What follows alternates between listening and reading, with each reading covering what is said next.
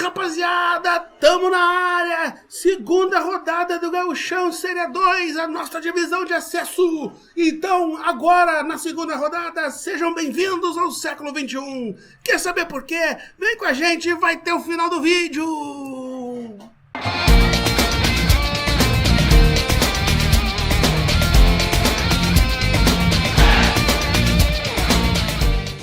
Paixão alvirrubra no ar, aqui Gustavo Siqueira.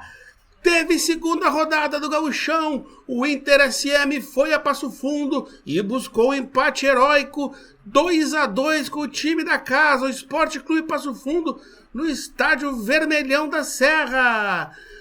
Mas antes de a gente passar para a análise do jogo, para o nosso comentário, dá aquela moral, te inscreve aí no canal, deixa o like, compartilha esse vídeo com teus amigos, ativa o sininho de notificações para saber quando tem vídeo novo e assim tu dá uma moral para nossa paixão alvirrubra ganhar todos os cantos do Brasil e também do mundo.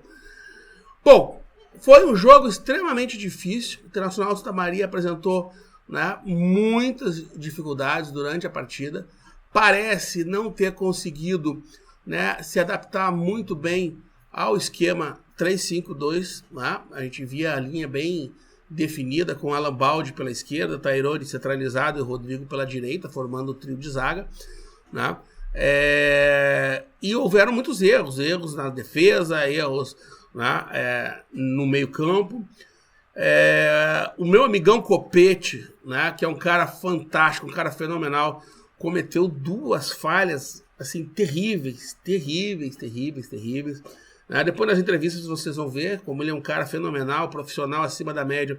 Ele reconhece o seu erro, vai falar sobre o que aconteceu nos lances, mas o fato é que o Internacional Santa Maria teve muitas dificuldades no primeiro tempo. No segundo tempo, a equipe melhorou com as trocas, o Misael entrou já no intervalo, depois foram sendo feitas outras trocas, a entrada do Kevin, a entrada do Leilon e do David Batista. Então as mudanças melhoraram bastante o InterSM, e o InterSM de alguma forma mostrou saber sofrer, conseguiu buscar o empate, que foi extremamente importante, um ponto fora nessa competição vai ser fundamental, ainda mais com um adversário direto, que é o Sport Clube Passo Fundo, Então, foi extremamente importante. Deixar os parabéns aqui para o pessoal de Passo Fundo, do pessoal que transmitiu, a partida, ótima qualidade das transmissões, foi fundamental para a gente poder acompanhar o Internacional Santa Maria, Diferente da primeira rodada, que a gente não teve transmissão, então hoje não tem nenhum parâmetro. Alguns torcedores comentavam, através da rádio, de que o Inter teria estado nem perto do que jogou na Baixada contra o Lajadense, mas a gente não tem esse parâmetro, pelo menos nós aqui não tivemos a oportunidade de acompanhar o Internacional, então não sabemos como que foi esse parâmetro, como que foi essa diferença aí do jogo de Santa Maria para esse jogo. Esperamos que na próxima partida com o Esportivo a gente já possa acompanhar também o nosso Inter SM em casa. Sem mais delongas, então, vamos ver como é que foi o jogo aí do Internacional de Santa Maria contra o Passo Fundo, 2-2. Então vamos pro jogo, vamos para os melhores momentos. Aí a entrada das equipes em campo, protocolo aí da Série 2, perfilamento dos atletas. A gente vai ver aí também uma bonita festa aí da torcida do Passo Fundo, os Diabos do Planalto. É claro que também a Fanáticos da Baixada estava lá presente, também no estádio Vermelhão da Serra, fazendo sua festa, levando seu apoio ao Internacional de Santa Maria. Vai ver que a equipe nos primeiros minutos demonstrou muitas dificuldades aí, parece não estar 100% adaptada ao esquema 3-5-2. O professor Bruno Coutinho, na entrevista mais à frente, vocês vão ver, comenta dessa jornada não tão boa da equipe, das questões que precisam ser acertadas. Aí a primeira chegada do Internacional de Santa Maria, Gabriel Morbeck lá pela direita, tentando fazer a triangulação, a bola passa, Vitor Júnior vai chegar aqui no Júlio Simas, bola alçada para a área, o jogador do Inter toca para o meio e o Gabriel Morbeck acaba furando e ela se perde pela linha de fundo. A segunda chance também, né, na verdade uma primeira errada, né, a primeira bola errada aí do Internacional Santa Maria, saída errada do Tairone, quase pega o Copete no contrapé, né, vocês vão ver. Aí a primeira chance do real do jogo, né, uma bola no travessão do Internacional Santa Maria, belo passe do Morbeck, o Mossoró acaba acertando o travessão e na volta, né, o chute por cima do gol do Passo Fundo. Olha, um belo passe do Mossoró, do Morbeck, e uma bela finalização do Mossoró que acaba acertando a trave. E aí, então, na emoção do rádio, o gol do Passo Fundo na voz do meu amigo Guilherme. Fundo, a chance é boa dentro da grande área, o Alvirrubra bateu pro gol, o Copete largou, é gol! Gol do Passo Fundo! Então a gente viu aí, né, um gol que sai de um erro. Matheus Santana, né, faz um passe errado, né, uma bola que vinha da defesa lá do Passo Fundo, estava no domínio, né, e o Hannisson, né, com uma bela categoria, consegue abrir o placar no Passo Fundo, né, uma falha terrível do goleiro Copete, que fala sobre isso também. Trouxe uma entrevista dele logo no final do jogo. Na emoção do rádio, o segundo gol da voz do Guilherme. Vucu Vucu dentro da grande área, a bola veio justinha, golaço! Gol olímpico do Passo Fundo! Como falou meu amigão Guilherme aí, um golaço, mas também, né, depois o Copete fala, como eu já mencionei, que também houve um erro dele, né, nessa cobrança. Feliz chute do jogador Passo Fundo, mas o goleiro não pode tomar um gol desse. O Passo Fundo parecia que ia controlar o jogo, que ia empilhar mais gols, mais uma chance perdida aí pelo ataque do Passo Fundo, né? O jogador Medina, o William Medina, se não estou enganado, do Passo Fundo, que já havia me alertado, é o grande destaque, fez uma belíssima partida, né? O melhor jogador do Passo Fundo disparado, né? Aí uma outra tentativa de gol do Internacional, mas que acaba resultando no contra-ataque, né, do Passo Fundo. Aí o Medina estava escapando, mas, né, errou na hora do passe. Poderia, como eu disse, então poderia ter sido, né, um placar mais elástico no primeiro tempo, né, apesar do jogo truncado, o Passo Fundo chegou bem mais vezes. Aí no finalzinho do primeiro tempo, um chute para longe do Internacional. Veio o segundo tempo, já com o Bisael, né, em campo, e a equipe pareceu ficar um pouco mais aguda. Aqui estão vendo o Bisael aqui embaixo. Entrou no lugar do Júlio e o Internacional melhorou, né, embora a primeira chance, como vocês estão vendo aí, tenha sido, né, do Passo Fundo, uma chance real, mais uma vez, né, de novo o Medina. Então olha só quantas chances o Passo Fundo perdeu para matar esse jogo. Então é uma preocupação que o torcedor tem. Agora para a equipe do Internacional, daqui a pouquinho a gente apura, porque tem o Inter no ataque. Pela ponta esquerda, veio a alçada no segundo pau, ergueu, recebeu por lá o Lion, limpou o marcador dentro da grande área, oportunidade, vai pintar o gol do Inter, Alan Baldi! Gol!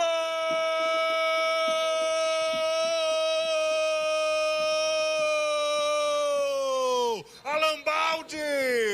O primeiro do Alvirrubro! Aí o golaço do alemão, você ouviu na voz do Guilherme. O Guilherme narrando é outro patamar, né? Mas um golaço. Olha a categoria do Alan Baldi para fazer a cavadinha, tranquilidade, belíssimo gol, né, que começava a desenhar a reação do Internacional Santa Maria. Depois do primeiro gol do Inter, só vai dar Inter na partida, né? O Alan vai sair logo depois do gol, no mesmo momento que fez o gol, antes da bola rolar no retorno, e o técnico faz, né, o Bruno Coutinho faz 3 alterações. Eu gostei muito da entrada do Leilon, né, na equipe. O Kevin entrou bem também, o David Batista também chegou incomodando a zaga. Foram ótimas as alterações, né? Esse empate aí tem muito dedo, né, do Bruno aí nas alterações. O Internacional vai para cima, aí já, né, uma cabeçada, né, praticamente sozinho do David Batista, né, que poderia já ter empatado logo, né, cedo o jogo. Passo Fundo vai dar uma chegada aí depois dessa pressão nacional, chute sem perigo, fraco nas mãos do Copete, que praticamente não trabalhou no segundo tempo. Fez essa e outra defesa também, né, de um chute fraco. Aí nós vamos ver mais uma cabeçada do David Batista, entrou acomodando bastante, né, a zaga do Passo Fundo, aí cabeceou por cima do gol. Aí novamente os problemas da saída, né, essa vez uma bola perdida ali no meio, o Henderson, que já tinha feito o primeiro gol, rouba, bom jogador, chega na cara do gol e a bola dá na trave. Então, né, ainda com problemas a saída de bola do Internacional Santa Maria, né, a defesa deixou muitas preocupações, muitas questões aí pro técnico Bruno Coutinho ajeitar. E aí o pênalti, né, em cima do Kevin, que havia entrado, jogador Panambi do Passo Fundo, fez um pênalti infantil, totalmente infantil, né, sobre o jogador do Internacional Santa Maria. Então confere aí na emoção do rádio, no vozeirão do meu amigo Guilherme, lá da Rádio Imembuí, confere aí como é que ele narrou esse empate que o Internacional foi buscar na raça, no heroísmo. Fala, Guilherme! Em cima do camisa 20, o Kevin vai partir para a bola por lá, o Morbeck vai ser autorizado, é ele contra o Max, já autorizado, vai tentar buscar o empate, é o empate alvirrubro a caminho, o Morbeck na bola, perna esquerda, bateu, gol!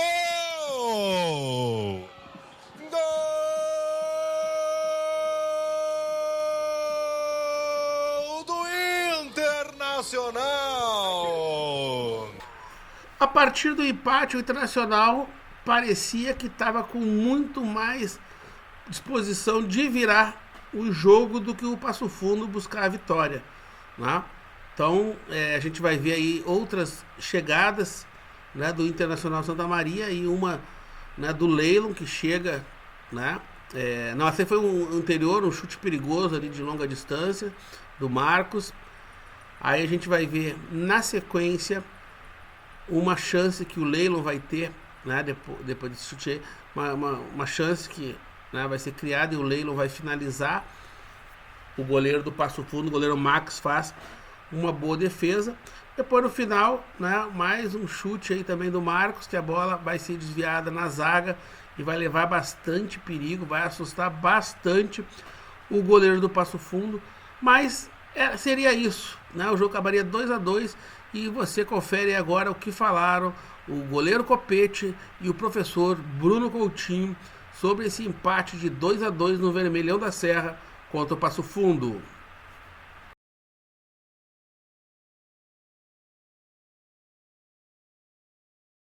Acho que dentro das circunstâncias, né? Acho que foi uma tarde, eu acabei errando aí nos 2 gols aí. Acho que essa responsabilidade também é minha. Publicamente agradeço aos jogadores por ter buscado pelo menos esse empate. A gente sabe que se não tivesse tido esses erros, a gente podia sair com a vitória. Cara, é o futebol, infelizmente eu errei, agora é corrigir isso aí, aceitar, assumir a responsabilidade, como eu sempre assumi, como eu nunca fugi da responsabilidade desde que eu tô aqui. Paciência, vamos lá, quarta-feira tem outro jogo, vamos buscar lá. A gente sabe que podia ter saído com a vitória, mas faz parte, a gente é ser humano, a gente entende, aceita a cobrança da torcida, isso aí faz parte. Não, no primeiro lance foi um chute até fraco, né? Cruzado. O campo nas goleiras é uma outra grama, ela acabou correndo, em vez de ela dar aquela quicada que geralmente dá nesses campos da divisão de acesso, e acabou me enganando. Mas isso aí não é desculpa, claro, como eu falei, a responsabilidade foi minha. E no segundo ali, o cara acertou um grande chute, mas eu sei que pela minha envergadura e coisa, daqui a pouco eu poderia ter chegado na bola, saltei para tentar chegar, mas felizmente não cheguei. Faz parte, vamos em frente, tem mais jogos aí, a segunda rodada ainda, esse ponto aí pode fazer muita diferença para nós dentro das circunstâncias, né? Como eu falei, Poderíamos ter saído daqui com a vitória? Poderíamos, mas hoje, por um erro individual, conseguimos ainda buscar o empate. Isso mostra que o grupo foi aguerrido, o grupo sempre me abraçou e continua sempre me abraçando, como a gente vai abraçar todo mundo, né, cara? Isso aí faz parte do futebol. São poucos os resultados que inicia com resultado diverso, consegue reverter ou empatar dentro da divisão de acesso, tá? Então, assim, um dia mal tecnicamente, tá? Muito mal tecnicamente, abaixo. E eu, como vocês me conhecem, eu exponho tudo do meu time e eu sei que o índice técnico, que me deixa tranquilo, inclusive, para ter a certeza que a gente vai chegar, que a qualidade dos atletas ela é muito acima do que apresentado. Tem dias que tem que ser um pouco na superação. Hoje foi um dia, confesso que eu não esperava, em função de um dia bom, do descanso que a gente teve, do gramado aqui do Vermelhão da Serra, que tava ótimo para jogar. Então, assim, desapontado com algumas coisas, mas eu sou perfeccionista também. Tem que entender que esse lado que tu mencionou, da guerra, do espírito, né, de buscar o resultado, me enche de orgulho também. A gente não desistiu e até o final. E quase aos 45 de segundo a gente conseguiu empatar. Foi um jogo bom, um jogo aberto. O Passo Fundo se portou de uma maneira bastante interessante ali defensivamente. A gente cometeu 2 erros ali, um individual e um coletivo. Acabou que eles aproveitaram a chance. O futebol é um pouco mágico por isso, né? Então, saio feliz pelo espírito da retomada. Professor, os pontos positivos aí do Inter de Santa Maria no primeiro tempo, também no segundo tempo, e o que o senhor pediu ali no intervalo, qual foi a principal mudança que o senhor fez na equipe do Inter de Santa Maria? A gente sempre prepara e lógico que a gente tem estratégia mesmo para um jogo com bola, se preparar para jogar sempre defensivamente, ter uma reação, né, tanto defesa-ataque, ataque-defesa. Eu acho que foi nítido na superioridade, volume e a busca pelo gol, né? No primeiro tempo, e acabou que numa transição estratégica do Passo Fundo, a gente tinha um espaço pré-determinado ali para jogar, a gente ocupou pouco esse espaço que a gente tinha, o Passo Fundo se recolheu e conseguiu escapar, mesmo numa situação que a gente chegou, teve a oportunidade de defender, de bloquear chute, depois teve a oportunidade da defesa do COP também e não aconteceu. Enfim, foi um dia mal tecnicamente, mas eu não deixo de acreditar porque eu sei o quanto eles podem entregar. Então, o que me tranquiliza é isso. Dentro das opções que tem o Bruno Coutinho, deve manter a base do primeiro pro terceiro jogo, do primeiro, do segundo time utilizado, ou até daqui a pouco, dependendo da característica do jogo que tu imagina lá em Gramado, não, de repente o Pepeto não teve chance hoje, pode ingressar, tô dando um exemplo só, mas enfim, dentro dessa rodagem e das peças que tu tem à disposição. Então, a gente sempre tem um ideal, né, Gilson? Quando eu falo que eu tenho de fato um grupo bastante regular, assim, né? E que eu posso substituir peças e manter o mesmo nível técnico, não é da boca para fora, não é demagogia da minha parte, não é para manter os atletas vivos, é porque de fato tenho, tá? Da mesma forma que eu exponho que a gente tem que encarar essa competição com um único plano, que é o acesso. Eu não venho aqui para enganar os atletas, muito menos vocês, sabe da minha clareza que é nas informações. Eu acho que a gente teve um mau dia tecnicamente e eu vou optar pelos atletas que estiverem mais recuperados, porque tem uma sequência de 4 jogos, né, a cada 3 dias, então possivelmente vai ter algumas alterações, mas a base, a ideia segue igual. Professor, o senhor até mesmo citou o goleiro Copete, né? Ele saiu bastante chateado, disse que foi um dia não hoje dele aqui no Vermelhão da Serra, enfim. Gostaria que o senhor falasse um pouco mais sobre o Copete, o dia a dia dele, enfim, sobre o dia não dele hoje aqui no Vermelhão da Serra. Cara, o Copete dispensa comentários, assim, é um atleta que conhece muito a competição, um atleta que já foi internacional, é um líder, né? Faz parte da nossa capitania aqui.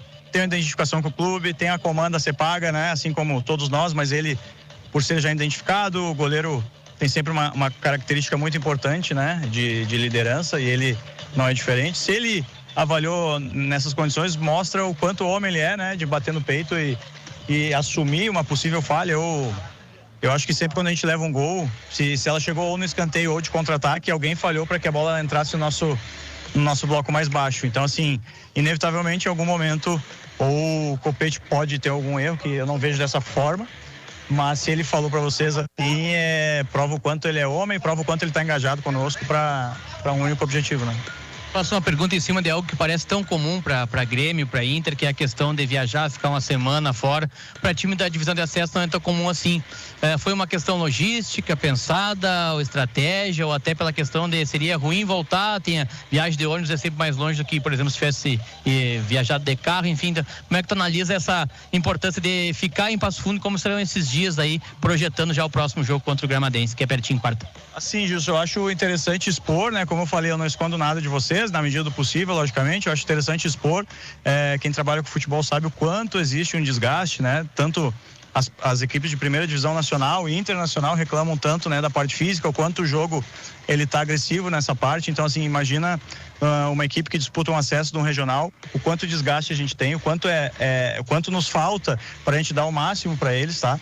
Então, assim, a gente faz um cálculo rápido de que a nossa saída demorou 5h30 e agora os atletas percorreram até 12 quilômetros, teve atleta que já percorreu. Imagina que a gente volta agora, faz um treinamento de recuperação e entra no ônibus e vem para Gramado de novo com mais 5, 6 horas. Então, assim, fica desumano a gente ter essa possibilidade de permanecer aqui, descansar, que eles entendam, e eles já estão sabendo, e me tranquiliza muito, que fazer o bom sono e uma alimentação adequada faz toda a diferença para a gente possivelmente recarregar e chegar perto da plenitude para o próximo jogo. A ideia não é ser melhor que ninguém, ao contrário do que todos falam, né, que o Inter vai chegar só pelo investimento. A gente chega por trabalho, por entendimento, e é por isso eles merecem, né, esse investimento que a gente faz na temporada deles, e nada mais justo dar esse descanso e essa acomodação. Esse grupo que é qualificado, professor, é natural que os outros adversários agora venham com tudo para cima do Inter de Santa Maria. Dantas, então, a gente está um pouco visado, faz, eu acho que duas temporadas, né, que todos os olhos são voltados para o Inter, acaba que gera uma responsabilidade, gera um compromisso grande com o clube, né? De fato, como eu não escondo para a nossa imprensa local, para vocês também, a gente tem uma equipe qualificadíssima, né? Independente como os adversários vão querer nos enfrentar, a gente está preparado, se prepara para esse tipo de jogo, né? Com blocos baixos, assim, é uma dificuldade do futebol mundial enfrentar uma defesa dessa maneira. O Passo Fundo teve uma estratégia bastante interessante, transitaram com bastante velocidade, acabou que nos surpreenderam. Enfim, a gente não teve um dia muito bom tecnicamente, mas como tu falou, nossa equipe é bastante qualidade e a gente vem com um plano, né? Que a gente precisa chegar no final da temporada com o objetivo cumprido. Galera, vamos ver aí então como é que foi a rodada. Vamos passar aqui os resultados, né? Já na sexta-feira, lá em Frederico Westphalen, um jogão de bola. A gente tá aqui muito empolgado porque a gente tá podendo acompanhar, né, todos os jogos. Podemos acompanhar todos os jogos, né, dessa rodada, e por isso eu falei bem-vindos ao século XXI. Por quê? Porque a segunda rodada do Gauchão Série 2 foi toda ela transmitida por streaming, né, pelos canais do clube, por grupos que sabem da importância de levar, né, o clube ao seu torcedor. Então o Grupo Chiru tá de parabéns lá em Frederico, né, uma ótima transmissão, um ótimo jogo, né, entre União Frederiquense e Glória de Vacaria, 2-2. Né, aqui também o União Frederiquense chegou a abrir 2-0. O Glória foi buscar... Não, perdão. O Glória abre 1-0, o Frederiquense vira para 2-1 e o Glória nos acréscimos busca o empate. Em Veranópolis, onde a gente imaginou que não teríamos as transmissões, né, o VEC anunciou que não iria transmitir, mas cedeu os direitos ao Real de Tramandaí, né, que saiu na frente e depois acabou levando a virada do time da Terra da Longevidade.